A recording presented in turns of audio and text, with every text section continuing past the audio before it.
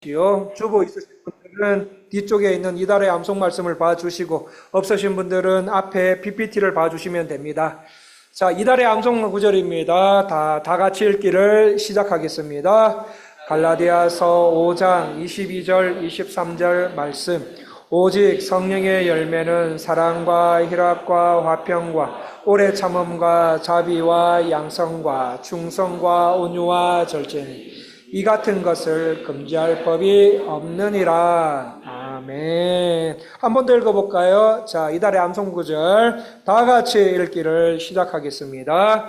갈라디아서 5장 22절 23절 말씀. 오직 성령의 열매는 사랑과 희락과 화평과 오래 참음과 자비와 양성과 충성과 온유와 절제니 이 같은 것을 금지할 법이 없느니라. 아멘. 성도님들, 우리는 한 달에 한 구절 암송하고 있습니다. 그래서 매달 마지막 주에 하실 때는 저처럼 눈을 감고 한번 하시면 어떨까 싶습니다. 그래서 암송을 하시면 어떨까, 암송을 생활하시면 어떨까 싶습니다. 성도님들, 부모님들 먼저 암송하시고 자녀들까지 온 가족이 암송하셨으면 좋겠습니다. 제가 땡땡에 관한 속담이나 말씀을 드려보겠습니다. 이 땡땡이 안에 무슨 단어가 들어가는 건지 한번 맞춰보셨으면 합니다. 시작하겠습니다. 자, 보나르라는 분이 말합니다. 참다운 땡땡은 또는 참다운 땡땡는 좋은 때는 초대해야 하지만 나타나고 어려울 때는 부르지 않아도 나타난다. 무명이 말합니다. 땡땡은 나의 기쁨을 배로 하고 슬픔을 반으로 한다. 라 퐁텐이라는 사람이 말합니다. 땡땡이란 이름만큼 흔한 것이 없고 진솔한 땡땡만큼 진귀한 것도 없다. 속담입니다. 어려울 때 땡땡이가 진짜 땡땡이다. 땡땡은 옛 땡땡이가 좋고 좋은 옷은 새 옷이 좋다. 찰스 스펄전이 말합니다. 당신의 결점을 말해주는 땡땡이를 사귀어라. 지혜로운 자에게는 땡땡이가 축복이 된다. 사도 요한이 말합니다. 땡땡이를 위해 자기 생명을 버리는 것보다 더 큰 사랑은 없다. 너희는 내가 명하는 대로 행하면 곧 나의 땡땡이라. 이제부터는 너희를 종이라 하지 아니하리니 종은 주인이 하는 것을 알지 못함이라. 너희를 땡땡이라 하였노니 내가 아버지께 들은 것을 다 너희에게 알게 하였음이니라. 제가 읽어드린 땡땡이 안에 다 들어갈 단어가 무엇입니까? 예, 친구 맞습니다. 성도님들, 친구 보고 싶지 않습니까? 친구가 그립지 않습니까? 오랫동안 떨어져 있다가 만나도 야! 한마디만 해도 바로 알아듣는 친구. 서로 친하다가도 싸우고 싸우다가도 다시 친해지고 그러면서 같이 울고 같이 기뻐하고 같이 슬퍼하며 오랫동안 사귀어온 친구들이 생각날 때도 있습니다. 그런 친구가 나한테는 한국에 있지. 좋습니다. 한국에 있는 것도 좋지만 우리 공동체 안에 있습니까?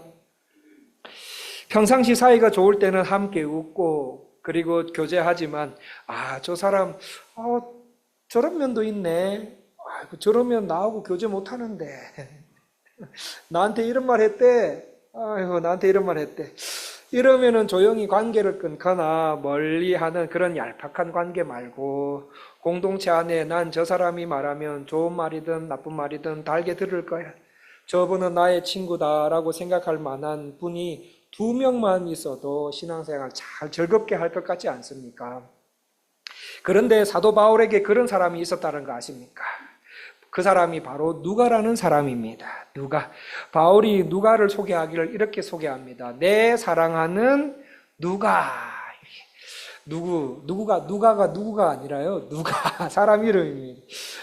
바울이 사랑하는 누가. 이렇게 말씀이 소개하고 있지만 누가는 오늘날로 말하면 팔방미인입니다. 다방면으로 할 줄 아는 것이 참 많이 있는 사람입니다. 먼저 누가는 의사였습니다. 누가가 기록한 누가복음과 사도행전을 읽어보면 다른 복음서에 비해서 병자에 대한 의학적 표현들이 더 많이 있고 더 굉장히 치밀하고 자세하게 묘사되어 있는 것도 알 수 있습니다. 이로 보건대 아마 누가는 의사였다고 추측하고 있습니다. 그리고 누가는 바울의 동력자입니다. 사도행전을 보면 바울이 1차, 2차, 3차 전도 여행을 가게 되는데 그 전도 여행을 갈 때마다 바울은 이렇게 말합니다. 우리가 마게도니아로 가려 할 때에, 우리가 배 타고 빌립보로 갈 때에, 바울의 입에서 우리가라는 말을 할 때마다 우리 속에 대부분 누가 있는가 하면 누가가 있어요. 누가. 또 디모데후서에서 어떤 사건에 의해 수많은 사람들이 바울을 떠나는 일들이 있었습니다. 바울 목사님을 떠나는 일들이 있었는데 수많은 사람들이 바울을 떠나는 그때도 누가만 나와 함께 있음이라 하면서 바울과 함께 마지막까지 생사구락을 했던 사람입니다. 자, 누가는 바울의 주치의이자 동력자였습니다. 동력자. 이 말씀을 통해서 제가 성도님들께 부탁을 드립니다. 바울에게 누가라는 신실한 동력자가 있듯이 성도 여러분도 동력자가 되어 주셨으면 좋겠습니다. 저의 동력자가 되어 주십시오? 아닙니다. 우리 교회의 동력자가 되어 주십시오. 우리 교회는 새벽 기도회, 금요 기도회, 주일 오후 찬양 예배, 자녀를 위한 기도회에 더 많은 기도의 동력자들이 필요합니다. 물론 많이 나오고 계십니다. 그런데 제가 기도하면 할수록 더 많은 동력자들이 있었으면 좋겠다. 더 많은 기도의 동력자들이 필요하다. 더 많이 말씀의 자리를 사모하는 동력자들이 더 필요하다라는 느낌을 기도할 때마다 느낍니다. 제가 놀랬습니다. 조전도사님과 아이들이 한국에 가 있는 사이에 성도님들로부터 사랑을 많이 받았습니다.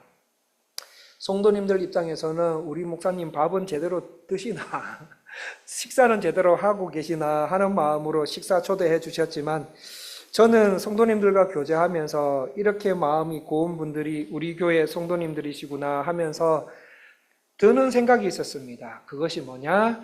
우리 교회 모든 성도님들이 나는 은혜장로교회의 성도다. 나는 은혜장로교회의 동력자다라는 마음으로 한 걸음만 더 다가오시면 얼마나 좋을까라는 생각이었습니다. 아무리 바쁜 일상생활을 끝내놓고 집에 오시면 쉬고 싶은 마음뿐이지만 식사는 꼭 하십니다. 그렇듯 저와 성도님들의 구원과 은혜의 젖줄인 이 교회, 주의 피로 사신 이 교회에 나오셔서 같이 찬양하시고 같이 말씀을 들으시고 같이 기도해서 영과 육이 튼튼한 성도님들 되시면 어떨까? 하나님께서 더 성경적인 교회로 세워나가시도록 우리 교회의 동력자들로 성도님들을 더 사용하시면 좋겠다라는 생각을 해보았습니다. 누가는 바울이 예수님을 위해 이방인의 사도로서 사명을 다하도록 돕는 동력자 역할을 아주 신실하게 잘했습니다. 뿐만 아니라 마리아의 찬미, 사가랴의 노래, 시므온의 노래 같은 많은 교회 음악도 탄생시킨 음악적인 기질이 다분한 아주 뛰어난 사람이었습니다. 또 누가는 아주 유능한 역사가였습니다. 예수 그리스도의 생애를 조술한 누가복음과 그리고 초대교회의 역사를 기록한 사도행전이 바로 누가에 의해서 기록이 됩니다. 자, 그렇다면은 누가가 평생 알고 살았던 예수님, 그 예수님이 누구이신지 궁금하지 않으십니까? 오늘 말씀을 통해서 누가가 알고 평생 믿고 따랐던 예수님이 누구이신지, 그 예수님이 어떤 분이신지 세 가지로 알아보고 우리 신앙생활에 적용하셨으면 합니다. 자, 누가가 알고 평생 살았던 예수님은 어떤 분이십니까? 첫 번째, 예수님은 세상의 구주로 오신 분이시다입니다. 예수님은 세상의 구주로 오신 분이시다. 누가는 예수님이 세상의 구주이심을 평생 알고 평생 그렇게 신앙생활을 했습니다. 이 아기 예수께서 탄생하시던 날 밤에 베들레헴에서 양치던 목자들에게 갑자기 하늘이 열리면서 천사들이 전하는 소식이 들립니다. 천사들이 뭐라고 말합니까? 누가복음 2장 10절 말씀을 같이 읽어보겠습니다. 2장 10절 말씀 다 같이 읽기를 시작하겠습니다. 천사가 이르되 무서워하지 말라. 보라, 내가 온 백성에게 미칠 큰 기쁨의 좋은 소식을 너희에게 전하노라. 내가 모든 백성에게 미칠 큰 기쁨의 좋은 소식. 요거를 두 자로 하면 뭐라고 말합니까? 복음입니다. 복음. 누가가 살던 시대에는 로마가 전 세계를 지배하고 있었습니다. 마찬가지로 이스라엘도 로마의 지배 아래에 있었습니다. 그래서 당시 로마의 통치자였던 황제 가이사는 가끔씩 로마가 통치하던 모든 지역에 특별한 소식들을 전합니다. 이 사람들은 가이사 황제의 이름으로 전달되는 메시지를 기쁜 소식, 복음이라고 말했습니다. 그리고 그 황제의 명령을 받아 로마가 점령한 각 지역에 전달하는 사람을 뭐라고 말했는가 하면 복음의 전령자라고 불렀습니다. 오늘 말씀에도 보시면은 가이사 황제로부터 복음이 전해지고 있습니다. 안 읽었군요. 말씀에는 안 나와 있지만 황제가 전해주는 복음의 내용이 있습니다. 그게 무엇입니까? 누가복음 2장 1절 말씀을 읽어드리겠습니다. 그때에 가이사 아구스도가 영을 내려 천하로 다 호적하라 하였으니 1절 말씀을 보시면 황제가 말한 기쁜 소식, 그 복음의 내용이 무엇입니까? 로마의 통치 아래에 있는 모든 백성들은 다 호적하라는 명령이었습니다. 성도님들, 이게 복음입니까? 아닙니다. 황제가 전한 특별한 메시지가 기쁜 소식, 복음으로 전달되는 듯 하지만 사실은 백성들을 굉장히 괴롭히는, 굉장히 백성의 삶을 고달프게 만드는 명령이었습니다. 황제로부터 다 호적하라는 이 명령 때문에 로마 식민지에 있는 모든 백성들은 지금까지 자신들이 피땀 흘려 여기서 이렇게 놓은 삶의 터전을 잠시 그만두고 고향으로 돌아가야 했습니다. 말이 잠시지 어떤 사람들은 수백 킬로를 간 사람도 있고요. 1000킬로가 넘는 곳을 가족들을 데리고 귀향했어야 했습니다. 물론 그 바람에 예수님이 베들레헴에서 나신다라는 구약 성경의 예언이 성취되었지만 당시 백성들은 이 명령에, 이 복음에 의해서, 이 황제가 말하는 복음에 의해서 얼마나 귀찮고 괴로운 일이었겠습니까? 장사하는 백성들, 사업하는 백성들, 식당, 가게를 운영하는 백성들 다 놔두고, 그거 다 놔두고, 사업, 회사, 그리고 식당, 가게 다 놔두고, 고향 가서 호적 정리하고 다시 와서 생계를 이어가야 했습니다. 제가 중국에 살 때, 중국 정부에서 중국 내에 살고 있는 사람들에게 모두 주속 등기를 하라는 행정명령을 했었습니다. 이런 것이 없을 때는 편하게 한국 왔다 갔다 갔다 오면 됐는데 주속 등기 제도가 갑자기 생기고 난 뒤로부터 해외나 한국을 갔다 올 때마다 파출소, 우리로 말하는 경찰서에 가서 신고를 했어야 됩니다. 며칠 날 무슨 이유로 한국에 나가서 며칠 날 중국으로 다시 들어왔습니다라고 보고하러 파출소까지 갔어야 했습니다. 이 일이 저에게는 얼마나 굉장한 긴장감과 스트레스를 주는 일이었습니다. 왜냐하면 파출소 갈 때마다 중국어를 잘하시는 성도님들에게 부탁을 드려야 했고, 파출소 가서는 제가 목사이라는 그 목사 신분을 숨겨야 했기 때문입니다. 한 번은 제가 운전면허 시험을 보기 위해서 면허 시험 서류에 도장 받으러 파출소에 갔더랬습니다. 파출소에서 통역하시는 분이 그만 실수로 제 직업이 목사다라는 말을 해버렸습니다. 그 말이 끝나자 갑자기 거기에 있는 공안들이 일제히 일어나서 막 저한테 오는데, 그때 이 긴장감, 그때 추방당할 위기에 엄청난 스트레스를 당했던 때가 있었습니다. 그런데 예수님 당시 로마 제국의 관할 아래에 있었던 모든 사람들은 관할 파출소가 아니라 출생지까지 가서 호적 신고를 다시 해야 했습니다. 왜 그렇게 명령이 있습니까? 정확한 인구 조사를 통해 백성들에게 세금을 매기기 위해서였습니다. 백성들에게 세금을 거두어 들여서 국고를 부하게 해서 더 많은 로마의 식민지를 얻으려고 하는 정치인들의 욕망 때문이었습니다. 이런 소식을 복음이라고 말하는 황제의 명령, 백성들에게는 결코 기쁜 소식이 아니라 마음이 무거워지는 소식이었습니다.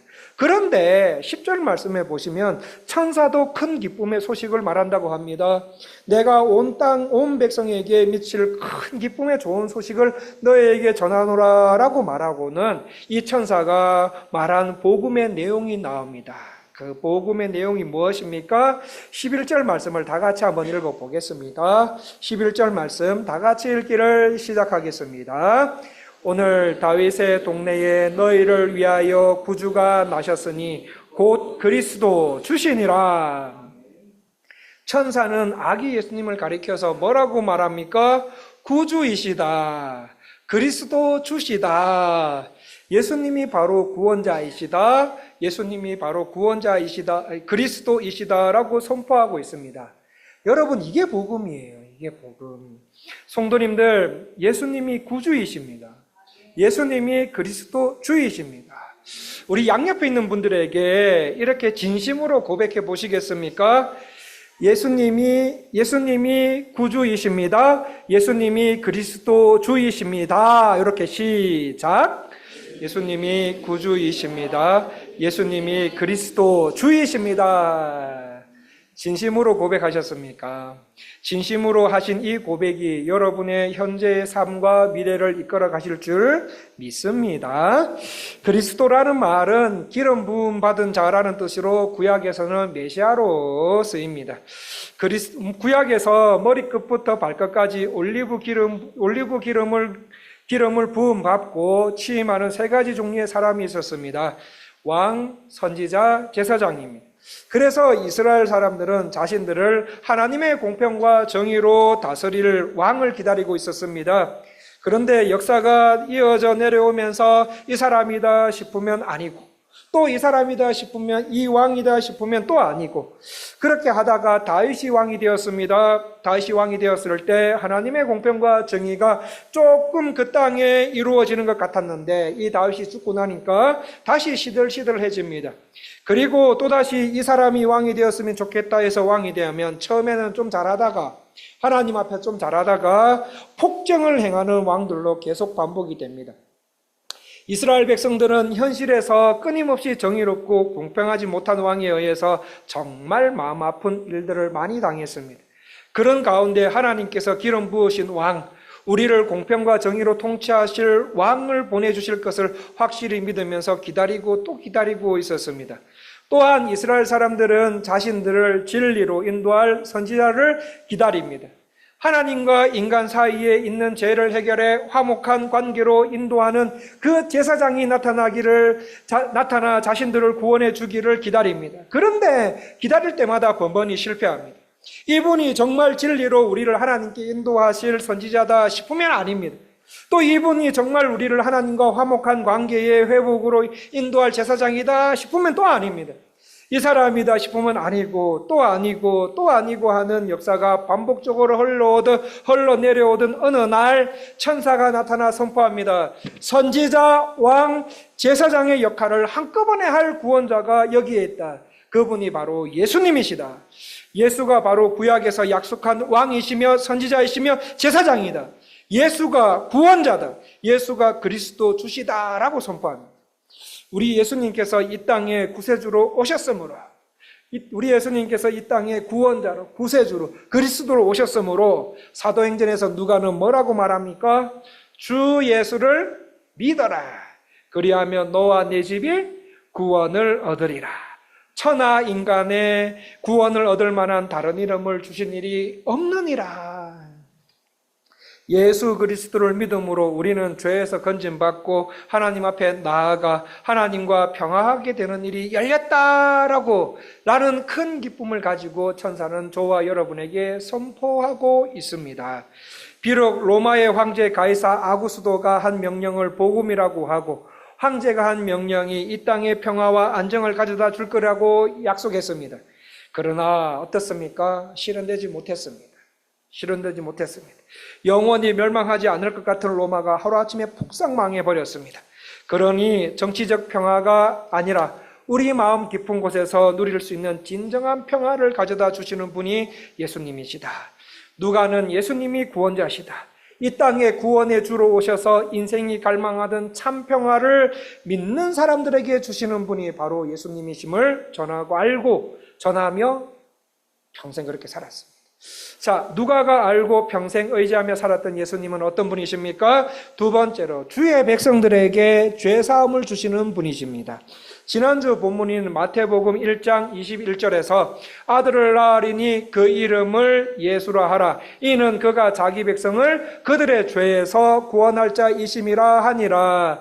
이 말씀을 통해 예수님은 하나님의 백성인 저와 성도님들을 위해 구원을 가져오신 분임을 알 수 있었습니다. 예수님은 저와 성도님들을 위해 구원을 선물로 가져오신 분이십니다.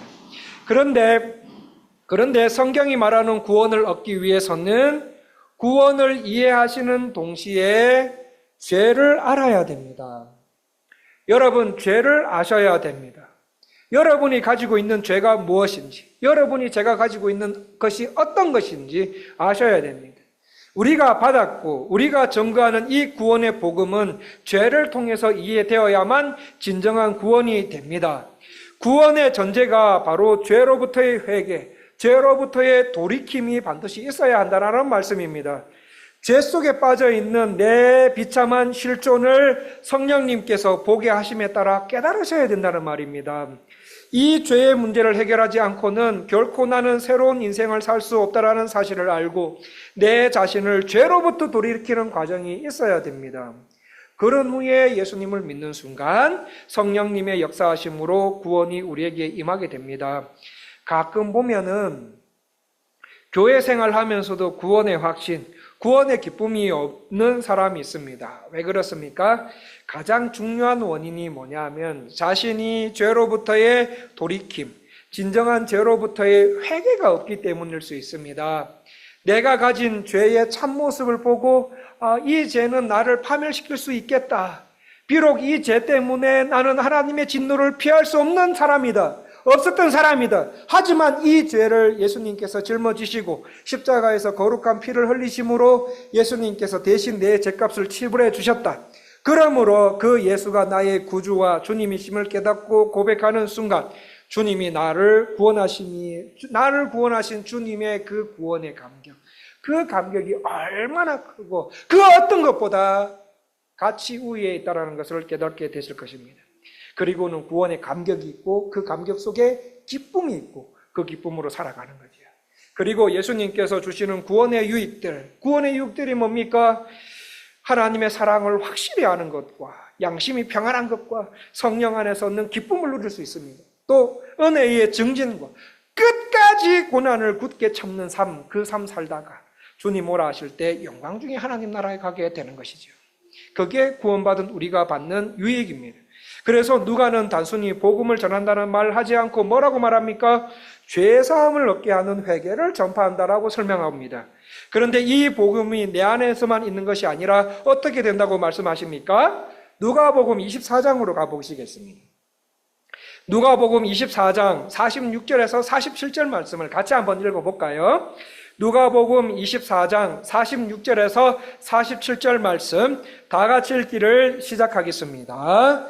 또 이르시되 이같이 그리스도가 고난을 받고 제3일에 죽은 자 가운데서 살아날 것과 또 그의 이름으로 죄사함을 받게 하는 회개가 예루살렘에서 시작하여 모든 족속에게 전파될 것이 기록되었으니 47절의 말씀을 보시면 바로 이 죄사함을 얻게 하는 회개가 내 안에만 있다고 말씀하십니까? 나만 간직하고 있어야 된다고 말씀하십니까? 아닙니다. 죄사함을 얻게 하는 이 회개가 온 땅에 전파되도록 하기 위해 예수님께서는 십자가에서 우리 대신 고난을 받으시고 죽으시고 부활하셨다라는 말씀입니다. 여러분, 이게 복음이에요. 이게 복음. 그렇다면 인간의 죄는 무엇으로 씻길 수 있습니까? 요한일서 1장 7절에 보면 그 아들 예수의 피가 우리의 모든 죄에서 깨끗하게 하실 것이요 라고 나옵니다. 우리가 회개하고 자기 자신의 죄로부터 돌이키고 예수님을 믿는 순간 예수의 피는 내 죄를 씻기고 온전하게 하신다는 말씀입니다. 예수님 앞에 나와 자신의 죄를 시인하고 예수님께 간절히 회개하면 예수 그리스도의 피는 내 죄를 씻기시고 온전케 하신다. 여러분, 인간의 죄는 그 무엇으로도 깨끗하게 할 수 없습니다. 그 무엇으로도 할 수 없습니다. 인간의 죄는 예수님의 피로 씻겨지고 온전케만 됩니다. 그러므로 구원받은 자들이나 구원받지 못한 자들이나 죄는 예수님의 피로 씻겨질 수 있으니 예배 때마다 그리고 삶의 터전에서 사실 때 양심을 통하여서 말씀을 통하여서 이거 죄다라고 말씀하신다면 하나님께서 말씀하신다면 하나님 내가 죄를 지었습니다 하면서 죄를 시인하고 예수님께 간절히 회개하셔야 됩니다. 예수님께 간절히 회개하면 예수 그리스도의 십자가에 달리신 예수 그리스도의 피는 저와 여러분의 죄를 씻으시고 온전케 하십니다. 온전케 된 후에 내가 잘못한 그분을 찾아가서 내가 잘못했습니다. 내가 부족해서 그렇습니다. 내 죄를 용서해 주세요. 용서를 구하며 잘못된 대가를 지불하시면서 화해하시면 됩니다. 그렇게 화해하신 그런 다음에 예배 드리시면 하나님께서 그분이 드리는 예배를 받으시는 거예요.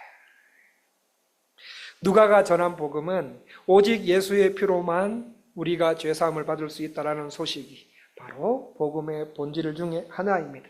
그러므로 성도님들 예수 그리스도로 말미암은 죄사함의 회개가 온 땅에 선포되기 위해 우리가 하나님 앞에 올바른 신앙생활을 하기 위해서는 죄로부터의 돌이킴이 있어야 됩니다. 그러므로 좀 이따 기도하실 때 하나님 내 죄를 보여주시옵소서. 마음이 편할 때는 안 나오지만 누가 나에게 불평함, 관계에서 갈등이 일어날 때마다 불처럼 내 안에 나도 모르게 나와 상대방을 찔러 눈물 나게 했던 죄가 있습니다. 하나님을 거부하고 하나님 말씀을 의도적으로 거절했던 죄, 알면서 거절했던 그 죄, 자녀와 남편, 아내, 이웃을 병들게 했던 죄의 뿌리와 죄성을 보여주시옵소서. 영원한 멸망의 자리에 갈 뻔했던 내 안에 있는 죄의 본 모습을 보여주옵소서. 그리하여 나를 구원해 주신 하나님께 진심으로 감사드리고 그 안에 있는 죄를 뿌리 뽑으며 참된 그리스도인으로 살아가게 하옵소서. 그렇게 해서 누가 만져도 안 아픈 사람 되어 내가 믿는 복음이 가정과 이웃과 사회로 나갈 수 있도록 나를 사용하옵소서라고 기도하시고 기도에 맞게 신앙생활 하셔야 되지 않습니까? 누가가 평생 의지하며 살았던 예수님은 어떤 분이십니까? 세 번째로 예수님은 성령님을 통해 우리에게 변화를 경험하게 하시는 분이세요. 예수님은 성령님을 통해 우리에게 변화를 경험하게 하시는 분이십니다. 성령님이 우리 안에 거하시고 성령 충만함을 통해 우리에게 주시는 변화가 뭐냐? 우리가 예수님의 증인으로 변화된다는 말입니다. 다시요. 성령님이 우리 안에 거하시고 성령 충만을 통해 우리에게 주시는 변화가 뭐냐? 우리가 예수님의 증인으로 변화된다입니다. 진짜일까요? 진짜인지 한번 확인해 봅시다. 누가복음 24장 46절에서 48절을 같이 한번 읽어보겠습니다. 좀 전에 읽으셨지만 반복적으로 읽어도 될 만큼 중요한 말씀이라 한 번만 더 같이 읽어보겠습니다. 누가복음 24장 46절에서 48절까지 다 같이 읽기를 시작하겠습니다. 또 이르시되 이같이 그리스도가 고난을 받고 제3일에 죽은 자 가운데서 살아날 것과 또 그의 이름으로 죄사함을 받게 하는 회개가 예루살렘에서 시작하여 모든 족속에게 전파될 것이 기록되었으니 너희는 이 모든 일의 증인이라. 48절 말씀에 너희는 이 모든 일의 뭐라고요? 증인이라. 누가는 우리 은혜장로교회 성도님들에게 예수님의 증인이 되어야 한다. 예수님의 증인으로 변화되어야 한다라고 말하고 있습니다. 누가는 예수님의 증인으로 변화되어야 한다 이렇게 말만 하고 있는 것이 아니라 예수님의 증인으로 변화되는 방법을 설명해 주고 있습니다. 어떻게 해야 우리가 예수님의 증인으로 변화될 수 있습니까? 누가복음 24장 49절 말씀. 누가복음 24장 49절 말씀을 같이 한번 읽어보겠습니다. 자, 24장 49절 말씀 다 같이 읽기를 시작하겠습니다. 볼지어다 내가 내 아버지께서 약속하신 것을 너희에게 보내리니 너희는 위로부터 능력으로 입혀질 때까지 이 성에 머물라 하시니라. 저와 성도님들께서 예수님의 증인으로 변화받기 위해서는 어떻게 해야 된다고 말씀하십니까? 위로부터 부어주시는 능력, 성령의 능력으로 입혀져야 한다고 말씀하십니다.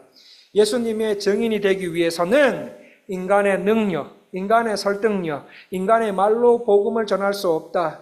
절대로 하나님께서 기뻐하시는 신앙생활 할 수 없다.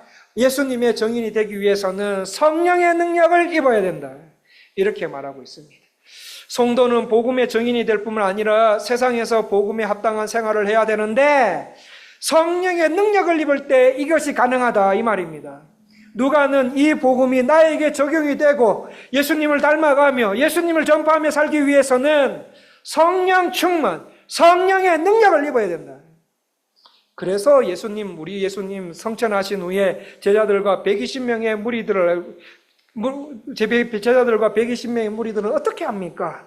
성령의 능력을 입기 위해서 마가의 다락방 혹은 예루살렘 한 부속 건물에 모여서 전혀 기도하지 않습니다. 오로지 기도에 힘입습니다. 오로지 기도에 힘쓰며 살던 어느 날 몇 날이 되지 않아 아버지의 약속대로 오순절날 성령 충만함을 입게 되었을 때 그들은 더 이상 연약한 제자들이 아니라 담대한 증인들로 변화를 받고 살아가게 됩니다. 이렇게 성령 충만, 성령의 능력을 입었을 때 그들은 변화를 받아 복음을 이제는 더 이상 부끄러워하지 않습니다. 부끄러워하지 않고 변화를 받아 담대한 예수님의 증인이 되어 나가서 복음을 전한 결과 세상은 변하기 시작하는 겁니다. 그래서 오순절날 임하신 성령으로 충만하고 놀라운 부흥을 경험했던 베드로는 이렇게 말합니다. 사도행전 2장 3절에 베드로가 이르되 너희가 회개하여 각각 예수 그리스도의 이름으로 세례를 받고 죄사함을 받으라. 그리하면 성령을 선물로 받으리니 라고 말합니다.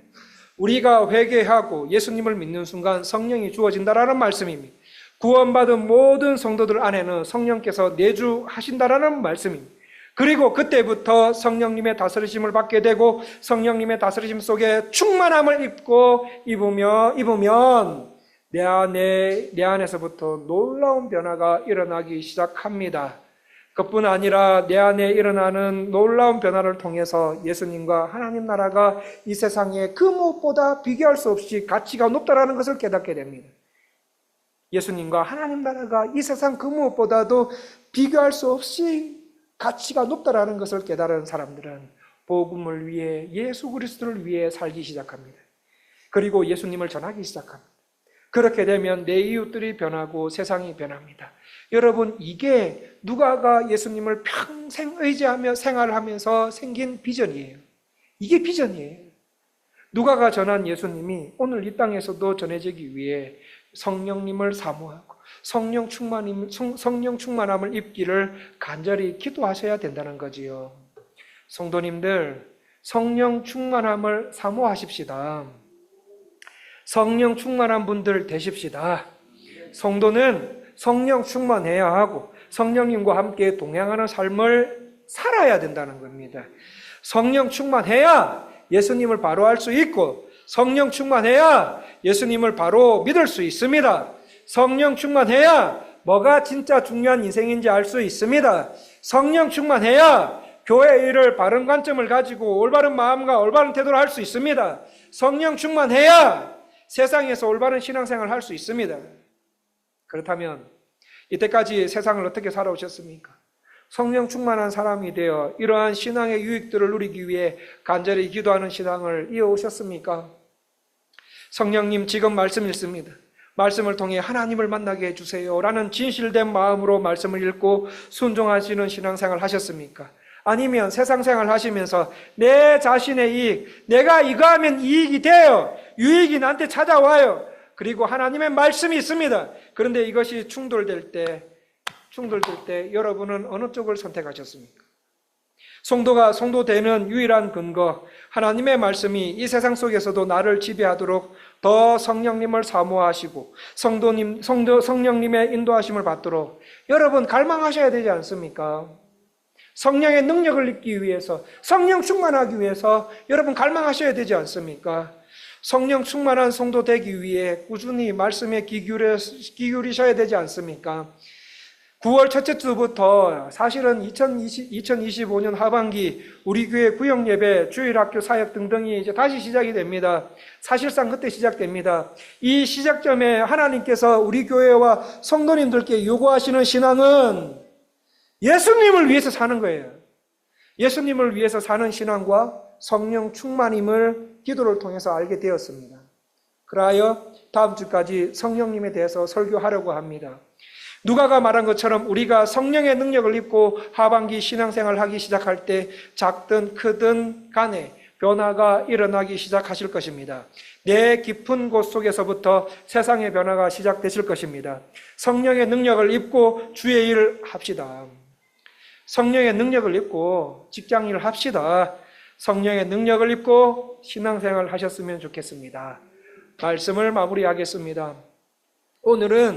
오늘은 누가가 알고 살았던 예수님, 그 예수님에 대해서 말씀을 나누었습니다. 누가가 알고 살았던 예수님은 어떤 분이십니까? 첫 번째, 예수님은 나의 구원자이시다. 예수님은 나의 구원자, 구세주이시다. 두 번째, 죄사함을 주시는 분이 예수님이시다. 세 번째, 예수님은 성령님의 능력을 통해 변화를 주도하시는 분이시다. 아무쪼록 오늘 말씀을 통해서 누가가 알고 살았던 예수님, 그 예수님을 꼭 기억하시고 나도 그렇게 믿고 사셔서 평생 예수님을 따라가시는 삶 사시는 저와 성도님들 다 되시기를 간절히 원합니다. 기도하겠습니다. 하나님 아버지, 오늘은 누가가 평생 알고 섬기며 살았던 예수님에 대해서 알아보았습니다. 예수님은 나의 구원자, 구세주이시다. 예수님은 죄사함을 주시는 분이시다. 예수님은 성령의 능력을 통해 우리의 변화를 주도하시는 분이시다. 우리도 예수님에 대해 바로 알고 믿고 섬기고 따라 하나님의 형상이 회복이 되어 예수님을 닮고 땅끝까지 예수님의 십자가와 부활을 정언하고 정인의 삶을 살 수 있도록 하여 주시옵소서. 교회 안에서뿐만 아니라 회사에서도, 사업체에서도, 식당, 가게, 우리가 사는 모든 삶의 터전에서도 오늘 말씀하시는 그 하나님의 말씀을 우리의 마음에 잊어버리지 않고 우리 마음에 꼭 담고 살아. 이 말씀이 우리의 인격이 되게 도와주시옵소서. 그렇게 하실 주님을 찬양하며 예수님의 이름으로 기도합니다.